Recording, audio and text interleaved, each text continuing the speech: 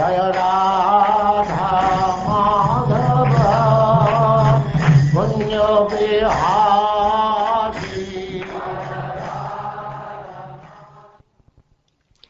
And now chapter 74, the deliverance of Shishupal at the Rajasuya sacrifice.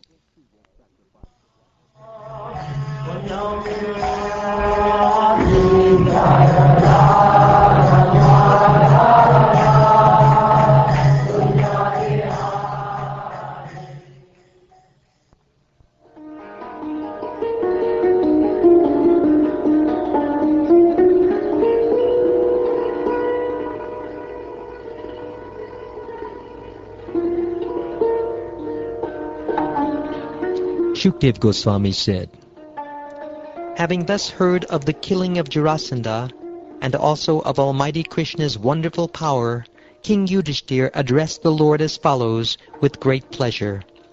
Sri Yudhishthir said, all the exalted spiritual masters of the three worlds, together with the inhabitants and rulers of the various planets, carry on their heads your command, which is rarely obtained. That you, the lotus-eyed Supreme Lord, accept the orders of wretched fools who presume themselves rulers is a great pretense on your part, O all-pervading one. But of course the power of the Absolute Truth, the Supreme Soul, the Primeval One without a second, is neither increased nor diminished by his activities any more than the sun's power is by its movements. O unconquerable Madhava, even your devotees make no distinctions of I and mine, you and yours, for this is the perverted mentality of animals.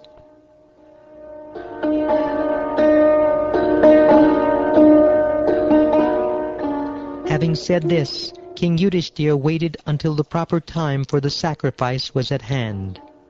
Then, with Lord Krishna's permission, he selected suitable priests, all expert authorities on the Vedas, to execute the sacrifice.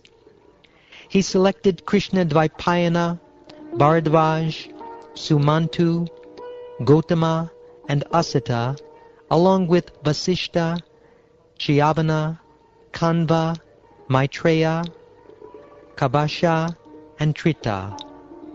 He also selected Vishvamitra, Vamadev, Sumati, Jaimini, Kratu, Paila, and Parashara, as well as Garga, Vaishampayana, Atharva, Kashyapa, Domya, Rama of the Bhargavas, Asuri, Vitihotra, Madhuchanda, Virasena, and Akritavrana.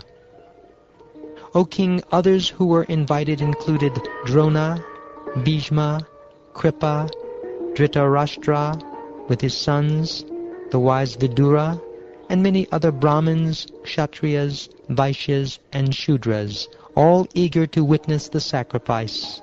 Indeed, all the kings came there with their entourages.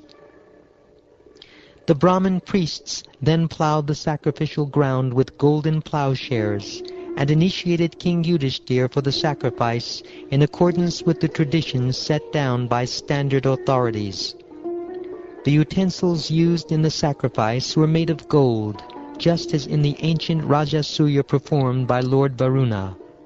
Indra, Brahma, Shiva, and many other planetary rulers, the Siddhas, the Gandharvas with their entourage, the Vidyadharas, great serpents, sages, yakshas, rakshasas, celestial birds, kinnaras, charanas, and earthly kings, all were invited, and indeed they all came from every direction to the Rajasuya sacrifice of King Yudhishthira, the son of Pandu. They were not in the least astonished to see the opulence of the sacrifice, since it was quite appropriate for a devotee of Lord Krishna.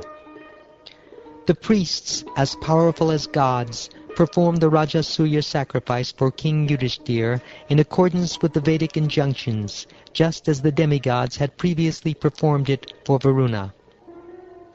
On the day of extracting the soma juice, King Yudhishthira properly and very attentively worshipped the priests and the most exalted personalities of the assembly. The members of the assembly then pondered over who among them should be worshipped first, but since there were many personalities qualified for this honor, they were unable to decide. Finally, Sahadeva spoke up. He said, "Certainly it is Achyuta, the Supreme Personality of Godhead and Chief of the Yadavas, who deserves the highest position. In truth, he himself comprises all the demigods worshipped in sacrifice, along with such aspects of the worship as the sacred place, the time, and the paraphernalia. This entire universe is founded upon him, as are the great sacrificial performances with their sacred fires, oblations, and mantras. Sankhya and Yoga both aim toward him, the one without a second. O assembly members, that unborn Lord, relying solely on himself, creates, maintains, and destroys this cosmos by his personal energies, and thus the existence of this universe depends on him alone. He creates the many activities of this world, and thus by his grace, the whole world endeavors for the ideals of religiosity, economic development, sense gratification, and liberation. Therefore, we should give the highest honor to Krishna, the Supreme Lord. If we do so, we will be honoring all living beings and also our own selves. Anyone who wishes the honor he gives to be reciprocated infinitely should honor Krishna, the perfectly peaceful and perfectly complete soul of all beings, the Supreme Lord, who views nothing as separate from himself."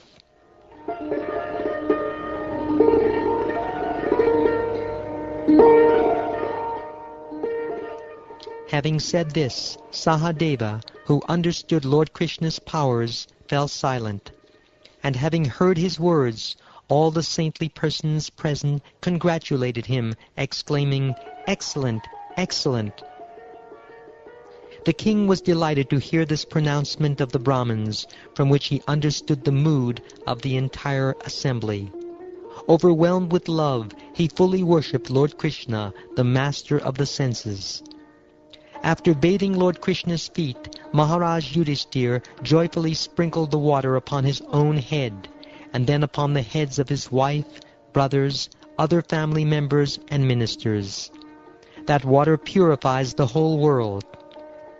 As he honored the Lord with presentations of yellow silken garments and precious jeweled ornaments, the king's tear-filled eyes prevented him from looking directly at the Lord. When they saw Lord Krishna thus honored, nearly all who were present joined their palms reverentially, exclaiming, "Obeisances to you, all victory to you," and then bowed down to him. Flowers rained down from above.